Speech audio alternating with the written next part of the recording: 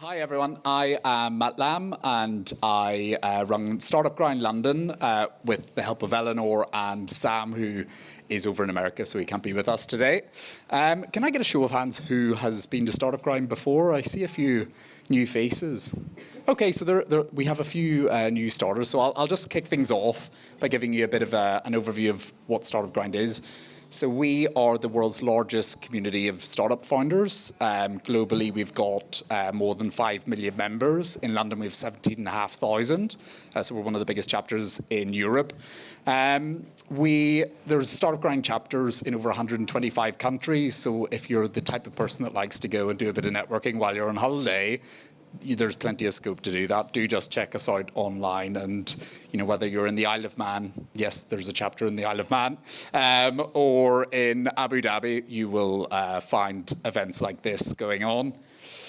So we do monthly events. Our next event, there will be a slide for this, but I'll just let you know now as we're super excited about it, is next week at London Tech Week, and we've partnered with WeWork, who are running a full-day Founders Day, thanks to Eleanor, and we've got businesses like Techstars, we have Howard Kennedy, the law firm. We have Mountside Ventures, Octopus Investments, Behringer. So really, really exciting day. So do reach out if you are interested in joining us for that. In terms of our values, so one of the things that we really hate about startup events is whenever you've got people in the room that are just out to try and sell their business. And that's one of the things that we try and recommend that you stay away from. So one of the things that we try and say is, do help others, give first, come into the conversations thinking, how can I help this founder out? So if it's an early stage business, can you make introductions to your network? Can you give them an intro to an investor, land them a big check? That would be nice.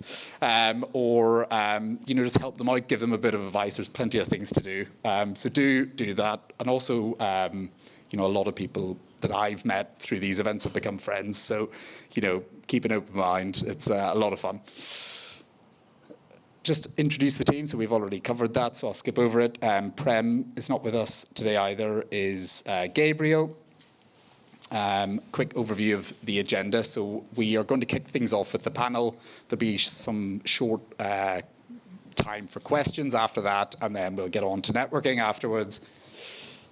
And all of this today wouldn't be possible without our sponsors. We've got 3 amazing sponsors, Howard Kennedy, Carta, and Vanta. And I believe one of the sponsors is with us today. Also, thank you to our partners, so our fantastic venue hosts at Runway East. If anyone's interested in some office space, it's such a great co-working space here. I was in earlier and the vibe was absolutely rocking. So if anyone's interested, do just reach out to the team at the back of the room there. They can give you a bit more info in terms of their setup. And then, of course, the fabulous team at Meet Video. So all of the content that you'll see today will be going out on Startup Grind's global YouTube channels. So yeah, if there's any nuggets of intel that you'd like to go back over again, do just check that out afterwards. So without further ado, I'll introduce our first sponsor, so Alex from Howard Kennedy.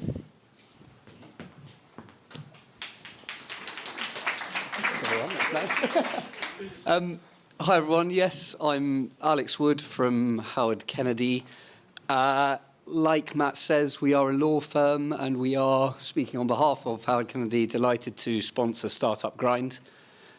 We are a full-service law firm, which basically means that we can help you with whatever legal queries you may have, be that the basic stuff like employment contracts or IP, trademark registration, early days, right up to the really exciting stuff that one day when you IPO your company and it's all very thrilling, we can be with you the whole way.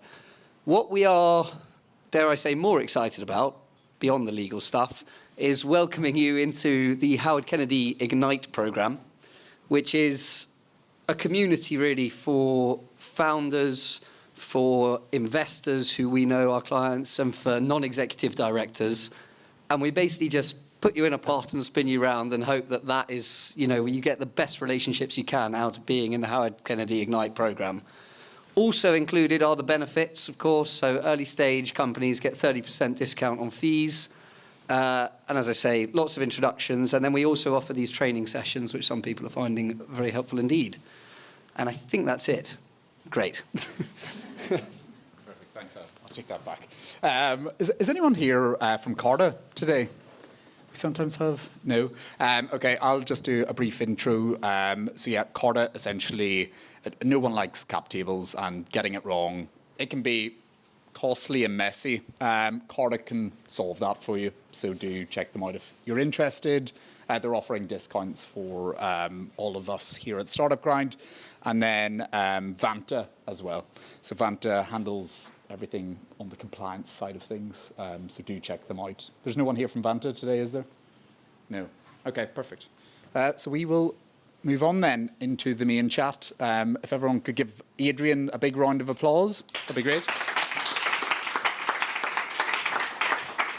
So Adrian's the founder of a company called Clicks, and what was more exciting is that Adrian actually won Growth Startup of the Year at the awards with a hardware business, which was incredible. And yeah, a big round of applause for that. But yeah, we got chatting, and one of the funny things, Adrian, was you hadn't heard of Startup Grind London before. So he was at Startup Grind Global, but had never been to a London event. And we said we need to fix that, and here we are. So yeah, thanks so much for joining us, Adrian. Would you like to tell us the Clicks story in your own words, then? Yeah, I think it's well. First of all, thanks for having me, and great to meet everyone here. I didn't put my hand up when Matt said anyone been here before or anyone first time. So my story of entrepreneurship actually started 6 years ago. Clicks is my second business. The first one hasn't exited; is still going. Very similar stuff to what we do, but I think all of the learnings, all of the experiences, the journey, and the team have helped me get to Clicks now. In the last 6 years, the previous business was called FX Tech. We built and created our own consumer tech products like smartphones. We did other devices. We did accessories. We had a crazy journey. We did our own keyboard phone, first of all. We launched it in 2019. We sold it like D2C online, 63 countries, did okay at the start, and then COVID hit and everything went down. We then got onto a second product that was like crypto Web3 based. That scaled like crazy because it was kind of COVID times. There was one day in summer 21 where I was, pretending I was like a baller on my phone, the Shopify going off. And we did over £600,000 in revenue in that one particular day. So I was like, wow. And then 6 months later, everything tipped over and we were in a really bad situation. We found our way through, business is still going. But all of that experience, all those learnings have really put us to where Clicks is today. So Clicks started as an idea that we had because we're really passionate about the product, about smartphones, and a lot of us as a founding team love keyboards. A lot of us are all kind of ex BlackBerry users. How could we meld and bring together a keyboard experience into an iPhone? And that was really the challenge we set ourselves at the start. And in doing so, we kind of ended up with what was a small project with like 4 people, to then on a Zoom call once a week, to then less than 12 months later at a trade show, launching, we'd raised a bit of money, and we went from there. And is it just yourself, or do you have co-founders in the business? There are 6 of us as co-founders. And everyone's story is similar to mine in the sense that we've all done various things before. So some of the guys used to work at BlackBerry. One of the other co-founders, he used to be known online as Crackberry Kevin. He was like the BlackBerry influencer before the term was there. Himself as a successful publisher and had his own business. He exited. We've got a creator on our team, so a really great guy called Michael Fisher, who's got his own channel online called Mr. Mobile. He's got over 1 million subscribers, and he's such a lovely guy. And all of us came from the same kind of passion and love for the product, and I think that's helped us to, come together and really build something that we're really proud of. That must be one of the most sort of co-founder heavy teams I've ever heard of. What is the dynamic like between that? between the six of you, I guess. Well, the good thing is, and this is something that one of our very early kind of seed investors noticed. You know, they said, look, you know, you guys have actually got quite a strong team together because you cover everything from manufacturing design, which is kind of my background and my partner from the previous company, through to product expertise, through to go-to-market. And, you know, therefore, no one's stepping on each other's toes. You know, we all come with our own experiences. And I think that's one of the reasons why, when we launched, you know, we came out with Splash. Yeah, I love that. You mentioned that sort of bad day whenever things all started turning after such a high in your previous business. What would be the sort of darkest moment you've had to date in terms of clicks, or the hardest day? Let's put it that way. Today was a pretty tough day. Starting on a negative note, and then we'll work up from there. Today was a pretty tough day. Yeah, I think every day has learnings, as always. You know, with us, we're a consumer tech brand, so we have to put ourselves out there. You know, we're out to build an audience, to build a base. When we started, we spent as much time working on the go-to-market strategy as we did on the product, which is why when we launched January last year, we launched at that trade show at CES. We were one of like the 3 like big star products that got a lot of press coverage. We won, I think, about 20 awards, and you know, we then got pre-sales and we then got going. I was like, right, we're off to the races now. We took some pretty big swings in that 12 months that we were like, you know, from there. And there were some decisions that I think in hindsight we should have probably slowed down and done differently. But you don't know that until you go through that experience and you learn, you know, just through doing and making mistakes along the way. So we've had some pretty tough moments, but it's not our first rodeo. Yeah. We've done these things before, so. And you know, there'll be a lot of. I know there's a few first-time founders that are in the early stages of building their business in the room today. Whenever you have those bad days, how does that affect your confidence, and how do you sort of get over that, I guess? Yeah. Are there any nuggets you can give to? I think you have to. I think it's fine to accept the way you feel, because I think you need to accept the fact that something doesn't feel right, but then go back to, right, you know, take a step back. What have you achieved? Like, where are you? What's the path to get out of this? You know, how do you do things? And having a team around you helps really well. You know, is really helpful. So, you know, not every day is rosy and shiny. There are some pretty tough days. I had a pretty tough call this afternoon, but you know, you get through them. It's the nature of being a resilient founder, and you know, in what we do. I think we still wouldn't have it any other way. You need those days so that you can recognize and appreciate when things are going well. And if you were to go back to, say, day one of you being a founder, or even if we go back to your previous company, what would be the one bit of advice you'd give yourself back then? Oh, really good question. It's not don't do it. No, it's we don't want that. No, we don't want to say that. It's not that. Yeah. No, I think if I go back, I think it would be really thrive on that passion that you have, and those days when you know what you're really having a great day and great moment, and really celebrate those moments as well. Because you know, as a founder and going through the startup journey, there's a lot of things going on at the same time. You know, you get your head from one thing, from whether it's product design, development, a go-to-market strategy, into something a bit more mundane like financials and, you know, some people issues. Somebody's asking you a holiday request, and then someone's asking you, well, what do you think about this color for this? And there's so much going on there, and you sometimes forget to take a step back and realize, well, actually, you know, where are we? What have we done? And what I think pleases me the most is we create products that people really enjoy and people love. You know, we've had so much feedback that's come through to us about how a product like this has, you know, helped change someone's way of doing things or change their lives. You know, whether it's someone with, you know, visual impairment that couldn't use a phone properly before, but they now can type because they can see and feel the keys. We've had an ex-Premier League footballer who wrote a book, who then said, oh, I really wanted to write a book on my phone. I don't like using a laptop. I can now write a book on my phone. And we have Fortune 50 CEOs using this as well. And so to know that what you do has that impact on people, you know, you forget day to day when you're in the weeds of things. So I think that would be the advice that I give to myself back then. Yeah, no, I think that's an amazing takeaway. Talking about money, actually. So, a lot of startups, well, most startups won't happen without initial investment. Did you bootstrap Clicks or did you raise early on?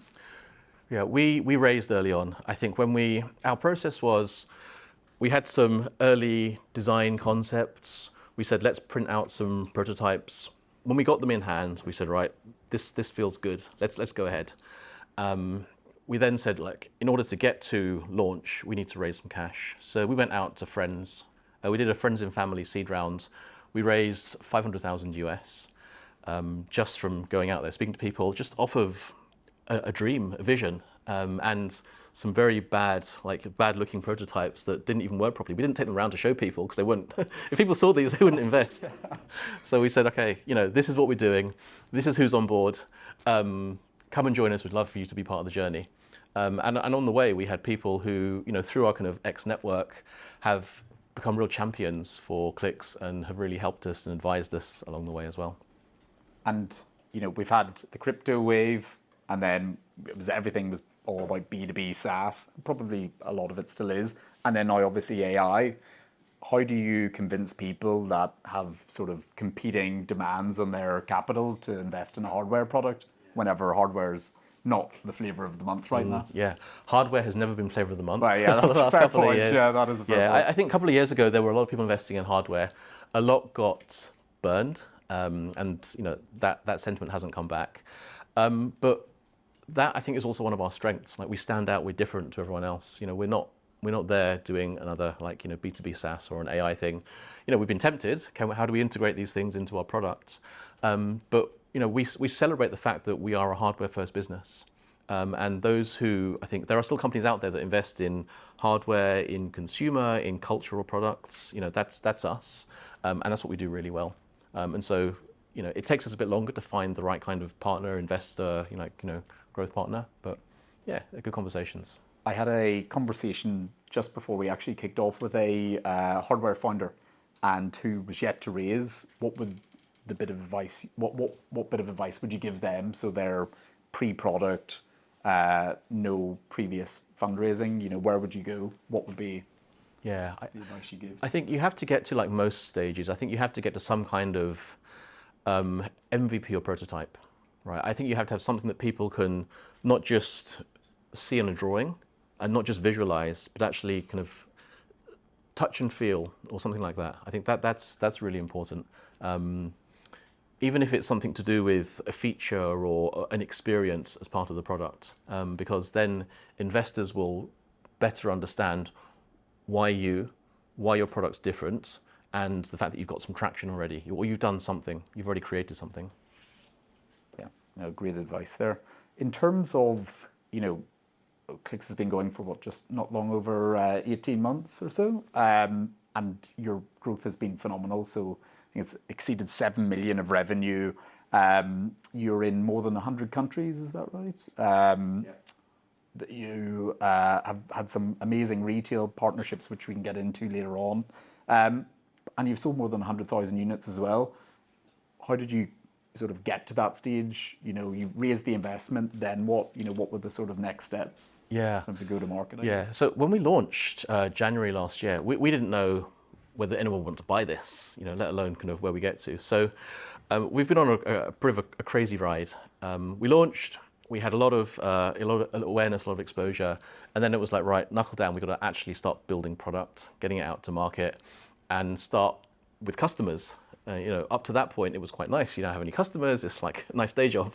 When you have customers in, it's you've got to really be very passionate about what you do and taking care of, I think, their experiences.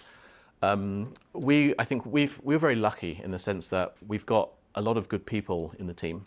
The experience that we have from D2C selling, online, creating content, creating awareness. I think all of these things helped us build the brand and the name. And then when it came to conversations with retailers, again, we were very selective as to who we spoke to and who we chose, because as a small team, you've only got a set number of days and time and resources. So we had to make some pretty tough decisions. But in the end, we said, look, we'll work with one partner in the US, one partner in Asia. We'll see if anyone kind of crops up in the UK. We ended up doing kind of boutique retail in the UK, even though it's our home market. And then focus on scaling online, because 100 countries is just through online. And the great thing is, you know, you can scale so big just through online, just through products. And you know, we didn't have the target to say, right, let's hit 100,000 at the end of 12 months. But you know, that we landed there, and you know, it's been a pretty crazy journey up to this point, but not without its challenges. You know, we've had to tackle things like, you know, cash flow, inventory, continuously missing dates for when we tell customers we'll get product out there. Manufacturing is not easy, right? Manufacturing stuff we manufacture in China, in Shenzhen. We manage it from over here. My partner goes out there sometimes, but to control all of these things and then to send product across the world, and getting all these things in place within 12 months, that's been it's been a bit of a wild ride. Yeah, I know it sounds it. Well, fair play to you for, you know, hitting the numbers you've done. I think, you know, takes a lot to pull that off. So fair play. One of the most exciting, you know, parts of your growth, you know, everyone, you know, and you're nailing D2C right now, but landing those really strategic retail partners is one of the key, you know, sort of paths to scale. And you recently landed Best Buy. And so for those that are not aware of Best Buy, they are an S&P 500 listed retailer with more than 1,000 stores US wide. And if you go in there now and buy a Motorola Razr phone, I don't know which model it is, but exactly that one, it actually comes bundled with the Clicks product. That is absolutely incredible for a business that's only been going 18 months. How do you land something like that? We started our relationship with Best Buy last year.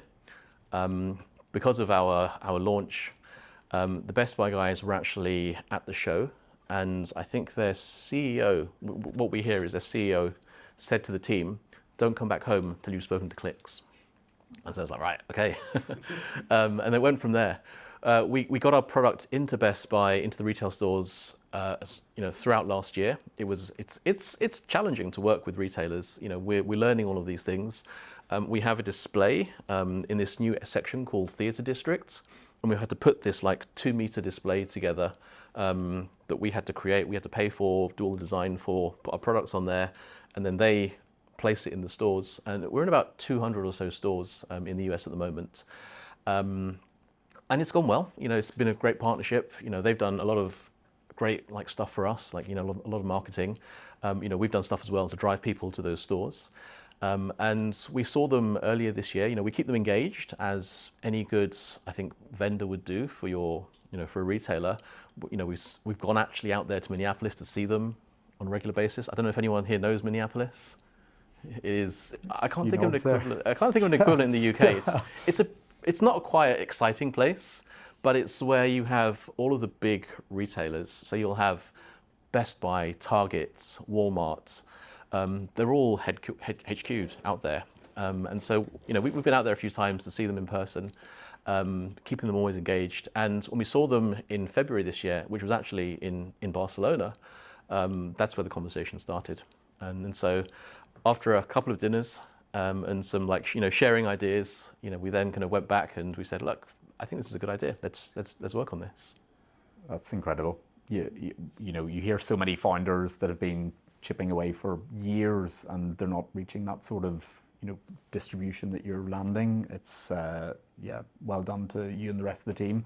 One of the things that I first noticed whenever we bumped into Clicks, so we were walking around the startup tent that Clicks had a stand at, and I was actually with Alex, and we're dandering around, and I was like, Clicks, I know these guys, I know them from somewhere. And their CMO Jeff had gone on to LinkedIn and done a bit of really sort of hyper-targeted promotion prior to the event. It was like $1,000 or something, and we had all been shown Clicks content in advance of going to the event, and it was just so powerful. Even from a, you know, I was going into it going, oh, they're like big, some of the rest of the partners, they're like sort of big global type companies, and I was like, these guys, you know, they're big time, like they're not a startup very much, you know, a startup. So it was so good. Have you, and we go back to the 100 more than 100 countries that you're sort of selling D2C in. Have you, like, A, how have you done that? And B, were there any sort of, tricks like that you've been able to play? Not that it's a trick, but, it works very effectively. Yeah, yeah.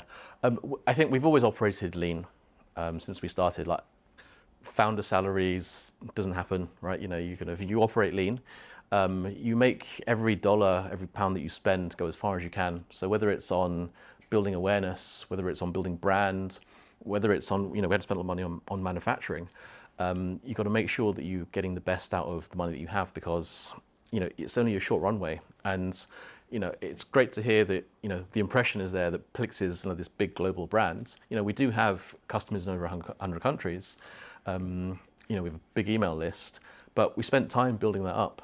And going through what's initially kind of our home turf, like the tech circles, the tech channels. I think that was a really good approach at first.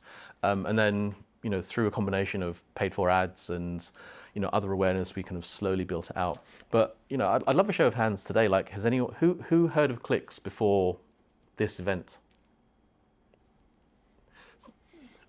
That tells me we have so much work to do, right? We have so much work to do. So I will try and target every one of you in the next 12 months. It is a slight plug on the product. So I was lucky enough to be given one of the iPhone covers, which is on my work phone. And it has been an absolute hack for me, because I will be sitting and, everyone has, well, I'd say, 80% of the world have iPhones right now. And, one of the things that we've lost from the BlackBerry days was the ability to type without having to look at your phone, because you can't find the letters. And so since having the click, it took about 2 weeks actually to get used to it, I think, but once you get, your fingers adjusted back to the sort of QWERTY keyboard days of like keypad typing, I'm sitting in meetings now and I'm actually able to type action points and notes and actually reply to some emails occasionally as well that I've been sort of neglecting at times. But we can do all that. So it's that increase in productivity is something that I had completely not anticipated whenever I saw the product. Going back to that, just one final question on the international piece. Was there anything that surprised you when scaling internationally? Were there any sort of quirks that popped up that you didn't expect? Yeah, I think adoption in certain countries, that pop up that we hadn't thought about. So the US is our biggest market. We do 65% of our sales in the US. I think we expected that, but we've seen huge traction in Southeast Asia. In particular, Japan and South Korea. We knew from our previous products that Japanese love tech and they love buttons, but their extra level of passion for technology. I mean, if you ever go to Japan and go to Tokyo, there are still physical buttons everywhere, from the noodle bar to the toilets, to when you flush, there's still buttons everywhere. But they took a particular liking to Clix and to the products, and so that was a nice surprise. And then in South Korea, we have I'm going a little bit technical now, but we designed Clix so that the keyboard mirrors the virtual keyboard, so you're not having to then relearn a new keyboard. When that maps to different languages, so whether it's if I think of Arabic or Thai, those virtual keyboards, they have a lot more buttons on the virtual keyboard. And so Clix doesn't work very well with those. In South Korea, they have the exact same number of buttons as our QWERTY keyboard. And so for them it was, oh, we love this product. It works really well with Korean and with English. And so the product market fit there was really good. That's mad. Yeah. Well, yeah, that worked well, didn't it? Yeah. So if we started this interview off with a look at what a bad day looked like and how you overcame that. What does a really good day look like for you? Yeah. Oh, I think a good day is a unexpected bit of customer feedback that comes in. And somebody tells you, they're enjoying the product and they like it. And I think, we've had a few of those. I think the most recent one was about 3-4 months ago. Soulja Boy, US rapper, he posted on Instagram that he's one of the first rappers with a keyboard on his phone, completely organic. We didn't see that stuff. He posted on there. we decided not to necessarily reshare that too much just because of his profile. But when we see things like that, we're like, yeah, you know what, this is cool, this is nice, the product is getting out there. And then we're doing things that we're working on, like partnerships, other things. So when we decided to do this and getting a partnership with Best Buy and Motorola, that was pretty good. And so we always try and keep pushing ourselves forwards. And I can't reiterate so much, like having really good founders or co-founders with you, it doesn't make it feel so quiet and lonely every single day. You have people to bounce ideas off. And the fact that this is not our first startup for a lot of us, it just means that we can go out there and we can, make things happen. And actually, yes, a lot of things we try because you don't really know if they're going to work. But if it's almost like this fail fast mentality, where if it doesn't work out, that's okay. We pivot, we do something differently. Oh, I love that. Yeah, it's great advice for any first-time founders. I know they'll take a lot of sort of comfort hearing that. And one of the things, actually, just touching on that, I'm often asked, are there any hacks, in terms of productivity or, tricks that you can do in order to like 2x, 3x, 10x the hours in a day? Do you have any sort of personal operating systems or any tricks that you can let us know of? I've had one that I've developed in the last 6 months, and I'm going to do a blog post one day that's about how I built a business sitting by a swimming pool. So I'm a father of 2 kids. Both kids are in the local swim squads, and they swim at, I think, 5, 6 a.m. 3 times a week. I'm the one who's up, energetic, getting them out of bed, because when they're swimming, I'm the person sitting in the corner with my laptop, just working away. And I start my day that way. And I get an hour, hour and a half's work, and then I spend half an hour in the gym. And that sets me up for the rest of the day. And I do that not every day, right? I'm not that crazy. But I do it a couple of days a week, and it just sets me up really well for the day, for the week. And also because we're a very global business, we have our software team in Taiwan, manufacturing partner in China, our sales marketing kind of core is in the US and in Canada. Everything is, all throughout the day. So I like doing those kind of early hours when it's quiet in the day. You're not distracted by your phone going off, things happening. There's nothing there. Just you can focus and just get things done. Plan out your day, and it works really well. There are books out there that talk about, the 5 a.m. and the 5 a.m. club. Look, I think as a founder, you've got to maximize every single moment of the day, and you've got to use those times when you have just headspace to work. Because throughout the day you've got people asking you things, and it's the smallest things, but you have to think and make decisions. So your own headspace, your own personal time allows you to be productive and stay on top of life as well, because we all have lives to lead outside of the startup. Quite therapeutic, I'd imagine, as well, working by a pool, the early hours of the morning, the sort of water echoing around the building. There are no screaming kids in armbands at that time of the morning. Well, yeah, nice. That certainly helps, doesn't it? Yeah. So we've heard, you've got an amazing team of co-founders. You've got, sounds like you've nailed distribution. You, have been enjoying this fantastic growth, but it's not all sunshine and rainbows. How do you make those hard calls that founders need to make in order to, cut things loose at times to preserve the integrity of the business? Yeah. Look, at the end of the day, I think, whilst we're all passionate about what we're doing and we're on a mission, to get to where we want, you're still running a business fundamentally. And so some of the basics of, whether it's looking after financials, people, team, you have to think about what's best for the business. And you have to make decisions that might, affect your personal relationships with people or with partners.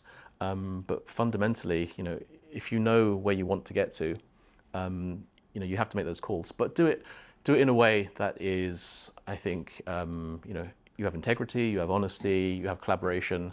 I believe in all these things, just as well as good karma, right? What goes around comes around.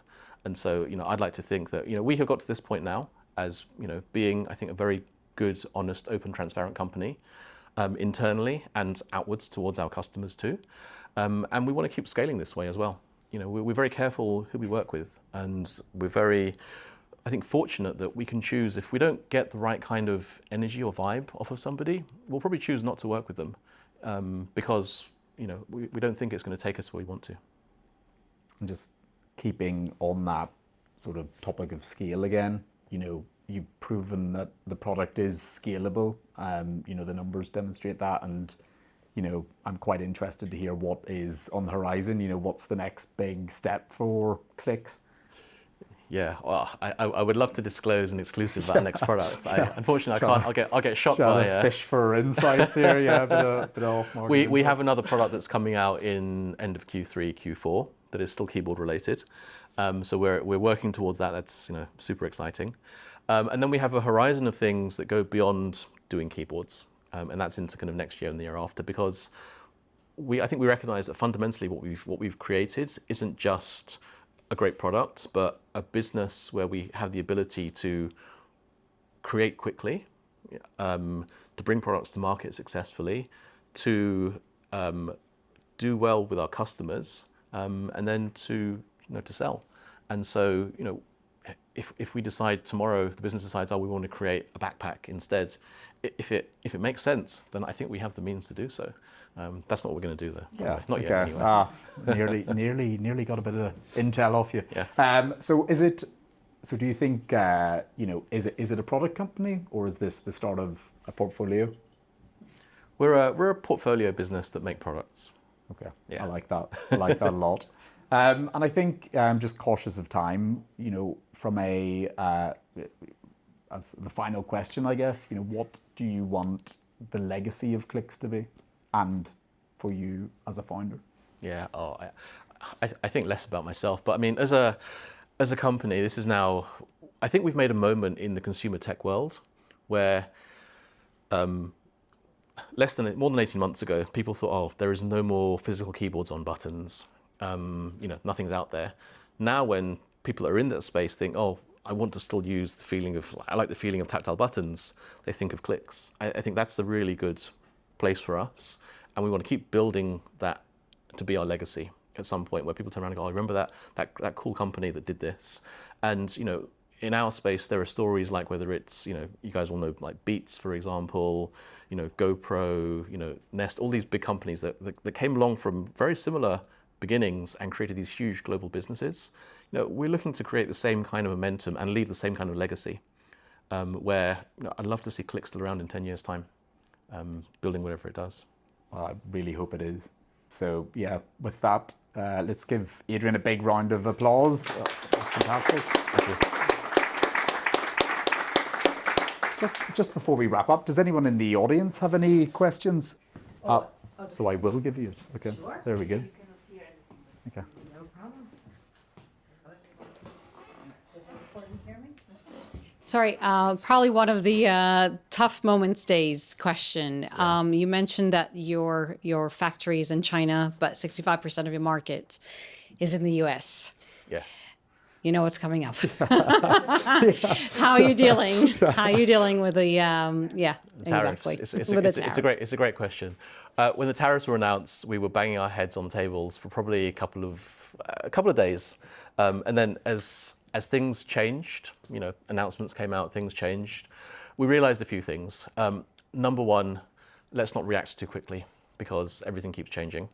Number two, let's not make any big long-term changes, because because the nature of things changing, you shouldn't make such a big shift. We saw I know companies that moved their manufacturing to Vietnam. They started doing it last year in anticipation for some kind of trade war, and then they got hit with a 45% tariff. So we said, right, let's not do that. In a way, it's forced us to be more creative with how we take products into the US, and we do it in a way now that's actually cheaper and lower than what it was before. Yeah. It's incredible. Anyone else?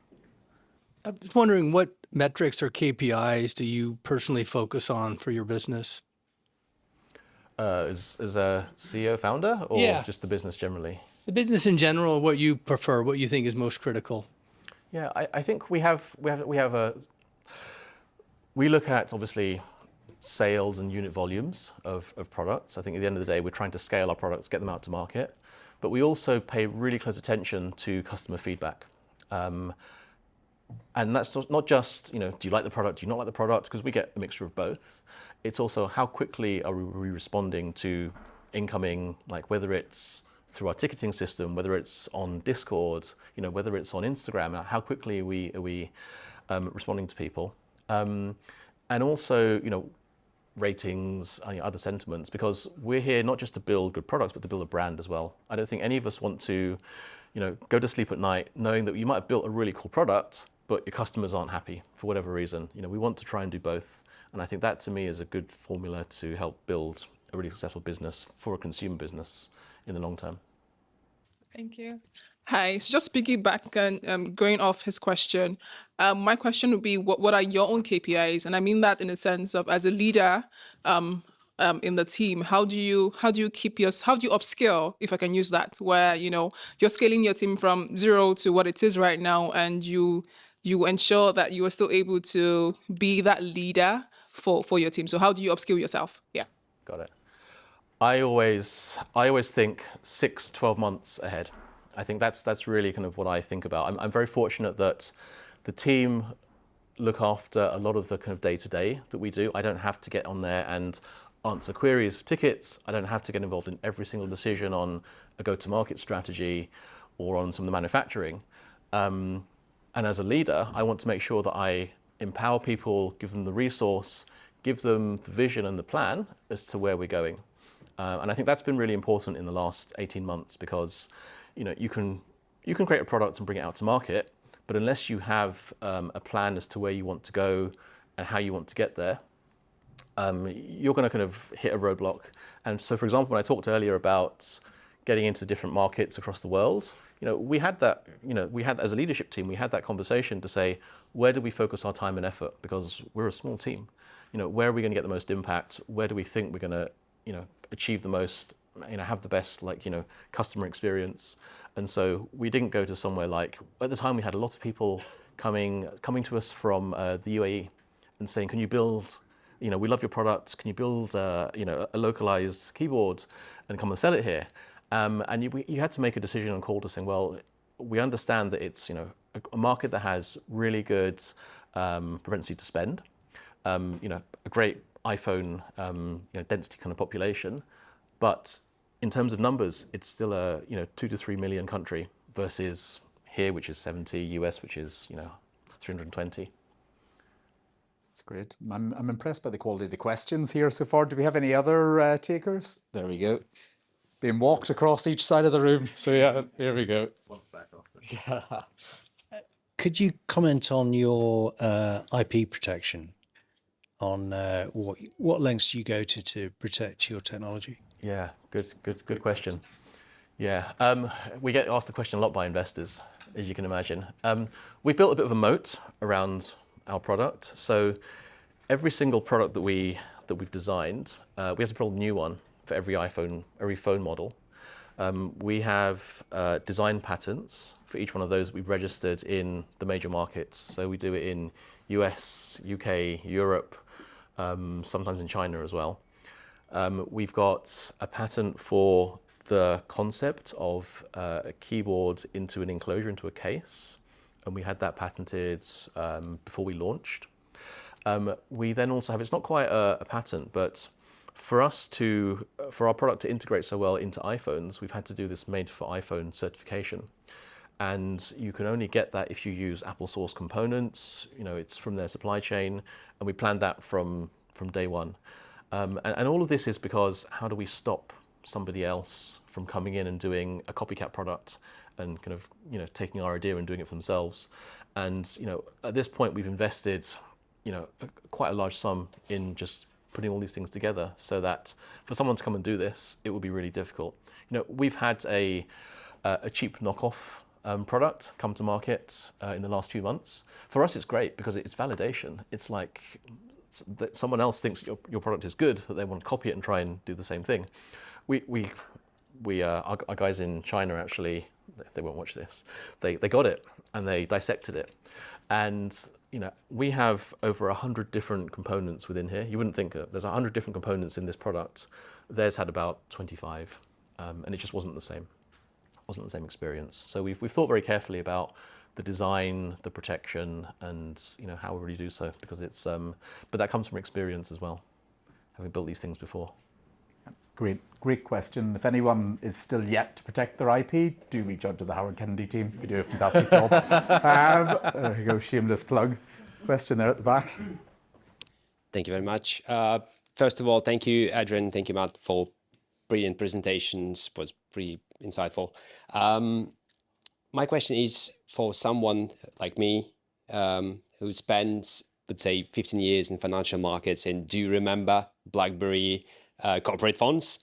The question would be, what would be your strategy for clicks to be more a must-have in financial markets and elsewhere, instead of just hype and novelty? Yeah, no, it's a really good question. We approach our products thinking about two things. Number one, what problem are we solving? Right? It's a nice gadget, right? It's nice to have keys on the phone, but what problem are we solving here? How does that help people? And number two, how do we see people using products in the next couple of years? And I think, those two principles, if we apply them to something like financial markets or any other kind of sector, that's how we really get to, get to a point to say, actually, this is the use case. This is what we see, or how we can apply our product, in that sense. And so in financial markets, there might be something around, whether it's the way you communicate, specific apps, something around there that we can integrate into our product set, and then create that must-have kind of scenario. A bit like when Matthew said he likes to type again, with his without looking in the meeting, still paying attention, having his eye contact, and still typing, but under the table. That kind of use case. I think that's what we kind of think about. For me, so coming back to the use case and like the research you did at the very start, I mean, in some sense, it's almost counterintuitive the way the market is going, that you've come up with a keyboard. How much time did you invest in understanding the persona of the individual you think would buy this to give you the confidence to say, yeah, let's do this? Yeah. That's a really good question. We asked ourselves this question a lot. We had a few cheat codes, right? So when I mentioned some of my co-founders, Kevin is still, because he had his following from back in the BlackBerry days, he still gets emails and messages and DMs every single day. Do you know when the next BlackBerry is coming out? Do you know when the next BlackBerry is coming out? That is validation that people out there still are interested in physical buttons. Mr. Mobile, one of the tech, YouTubers, it's the same thing. He often has conversations with people about buttons on phones. So we recognize that it's no longer billions of people wanting to use a product like this, but there's still a really strong demand out there. And it's almost like, well, what is the contrarian view to us using the virtual keyboard today? And actually, there is still a strong use case for typing on buttons. Right? When we go back to our desks, instead of our laptops or desktops, we use the same keyboard that we've been using for as long as we've been using these products. So that won't change. We often get asked, what about voice? People now just speak into their phones. What about something else? It's like, yes, they will come along and they will create some kind of fundamental shift, but our product is almost like it's going to be there for a long time, right? Because there are people that are used to using this, and you can't break a habit of 10, 20 years. Thank you very much for the for the speaking and the show. I have a question. I noticed you said you do D2C as well too, and I was wondering, when did you have to set up a limited company, for example, in Europe, to handle the sending of dispatching of items to people within Europe? Because I know, for example, a company in the UK now that is sent to expand to different countries around the world to send items there. When it comes to having to send to places like Europe, then you have to think of IOSS or all the other like red tapes in places like Europe. So have you had to use maybe the UK company to handle the dispatching of items to directly to customers in Europe, or have you had to set up an entity, separate entity in Europe to handle something like that? Got it. Yeah, good question. It's all about when you scale, right? So when we started, we shipped everything from one place to everywhere in the world, and that was from Hong Kong. And the reason being was because we didn't know how many products you need to send to a different part of the world. You just don't know these things. So it's just a lot simpler to send it all from one logistical hub. As we learn our markets, we've then set up, we have a 3PL in the US, we have one here in the UK, and then we still have the one in Hong Kong, and we might open one or two more. These are all partnerships and these are all services that you can spin up quite easily, but it's around scaling your business and growing in the right way. You know, we've only set up a lot of these things in the last, I'd say, like 3 months, just because we now understand where we need to get product and how to move it around. But at the same time, you know, we could have made some calls where we did that too early, and then we had products in a different side of the world. It would have cost us money to move things around, and you know, it would have been a different situation. So there are ways that you can scale very lean and simply at the start, and I think, you know, we chose just use Hong Kong as the shipping hub, and then moving out from there. Now we did benefit from the de minimis. That was a great thing for us, as well as Temu. It was really good. But we adapt, right? Now that that's no longer there for us, you know, we've then changed our model. And there's always a solution, right? You know, you're never the only, when it's logistics, you're never the only company doing this. There are so many other companies out there doing similar things to what you do with probably a lot more experience. And you learn, you network, you talk to people, and you figure out a way. Amazing. Thank you so much, Adrian. I know we'll all be cheering you on over the next 10 years and onwards. Thanks. We've done the Q&A. Just one last flag. If you're interested in attending next Thursday's event, do just reach out to Eleanor and I after this, and we can give you some more details. On to food and drink and networking. So enjoy the rest of your evening. Cheers.